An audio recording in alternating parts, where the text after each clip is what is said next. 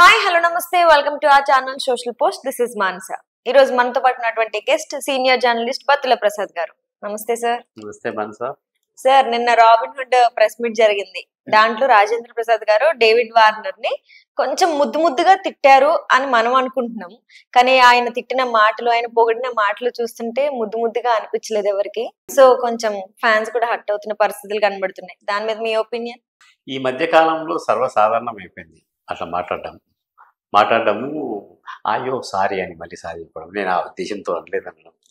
మొన్న ఒక డైరెక్టర్ ఒక హీరోయిన్, హిందీ హీరోయిన్, అమ్మాయికి తెలుగు రాదు కాబట్టి చనిపోయింది. ఆమె ఎక్కడో ఫారిన్లో, లండన్లో ఎక్కడో చదువుకొని వచ్చిందంట. ఆమెను పట్టుకొని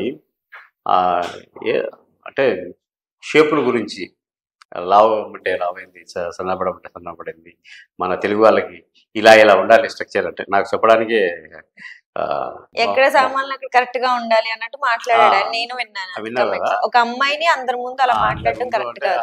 ఆ అమ్మాయి వెరిమకు మసుకొని అర్థం కాదు కాబట్టి ఆ అమ్మాయి కూడా నవ్వేసింది.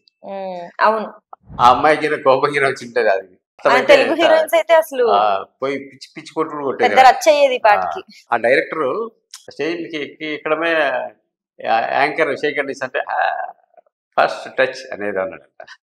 అని నెక్స్ట్ అంటే అదే మైండ్ సెట్ లో వచ్చింది అతను మాట్లాడాడు. కానీ ఈ robin hood trailer launch function లో మన రాజేంద్ర ప్రసాద్ గారు ఏదో సరదాగా జోక్ చేద్దాం అనుకున్నాడు. అది మిస్ఫైర్ అయింది. అరే అజాము అని ఒక డైలాగ్ ఉంటుంది. అలాగా అరే రాబిన్ హుడ్ అని. దానికి ముందు ఒక డేవిడ్ వార్నర్ అంటే ఇది క్రికెట్ నేపథ్యంలో, నితిన్ కూడా మంచి క్రికెటర్, క్రికెట్ నేపథ్యంలో నడుస్తున్న సినిమా అనుకుంటుంది.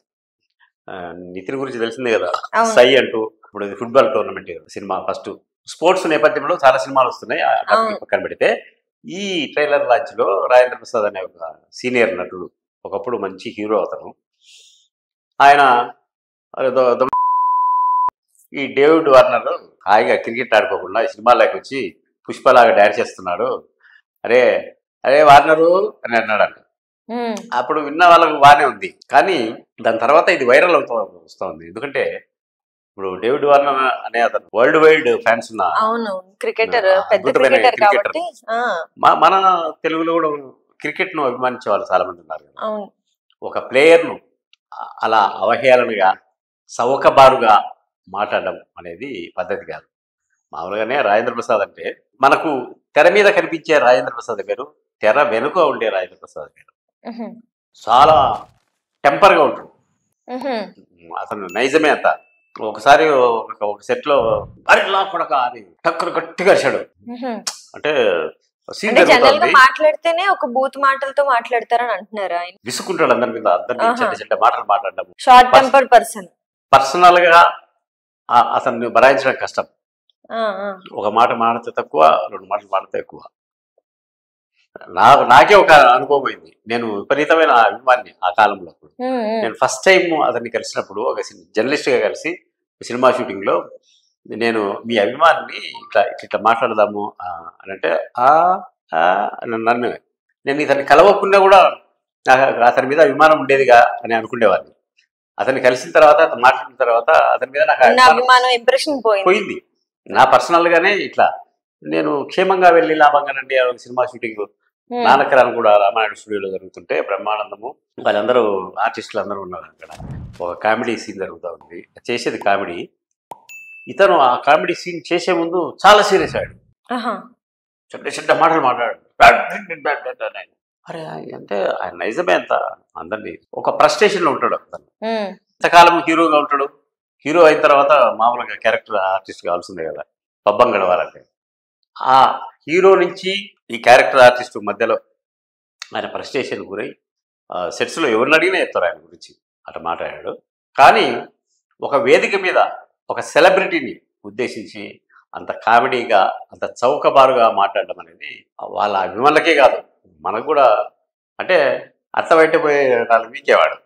ఎంత మాట అనే చెడ్డ మాటే కదా. ముందుగానే కూడా ఏదో మన మనమల్లోనూ ఇంట్లో మనం సరదాగా అనుకోమా అలాంటి మాటల్ని. అంతమంది కొందరు అంటారులే, అంటే పెద్దవాళ్ళు ఆడవాళ్ళ సంబోధించే మాట, అరే దొంగకుండా కొడక అని పిల్లలను కానీ ఎవరైనా తప్పు చేసిన వాళ్ళని అనే మాట. కానీ వీడు మగవాడే ఉండి ఇంకొక మగవాడిని ఒక సెలబ్రిటీని, ఇతను ఒక సెలబ్రిటీ అయ్యి ఇంకొక ఇతని కంటే ప్రపంచ స్థాయి సెలబ్రిటీ అయిన ఒక క్రికెటర్ను అట్లా అవమానకరంగా మాట్లాడడం అనేది అది పద్ధతి కాదు. అంటే మన తెలుగు వాళ్ళ గౌరవాన్ని తీసేసినట్టే కదా. అంటే భాష రాని వాడని అని అరే వార్నరు అని అంటే తప్పు కదా, అది చూసే వాళ్ళకి చాలా ఎబ్బెట్టుగా అనిపించింది. సరే ఇట్లాంటి చిన్న చిన్నవి జరిగినా కూడా వైరల్ అవుతుంటాయి. ఒక్కొక్కసారి ఏమంటారు, నోటి నాలుక అదుపు లేకపోవడము, అత్యుత్సాహం ప్రదర్శించడము, ప్రేక్షకుల్ని రంజింపజేద్దామని అనుకోవడము, ఇట్లా ఒక కామెడీ అటెన్షన్ గ్రాబ్ చేయడం చేసే స్టంట్స్ లాంటివి. ఏదో ఒక మాట అంటే కొంచెం మనం ఫోకస్ అవుతాం, వీళ్ళకి లేమ్లెట్ లోకి వస్తాము అనే దానికి వీళ్ళందరూ చేసే పనులు ఇవన్నీ. మొన్నటికి మొన్న మనం చూసాం 30 years ఇండస్ట్రీ పృథ్వీరాజ్ గారు కూడా ఒక మాట జారిపోయారు, సంథింగ్ గొర్రెలు అయ్యి అని చెప్పారు. అప్పుడు ఆయన అలానే కాంట్రవర్సీ అయింది. పాపం సినిమాకి ఇబ్బందులు తెచ్చిపెట్టే అంశాలు ఇవన్నీ కదా.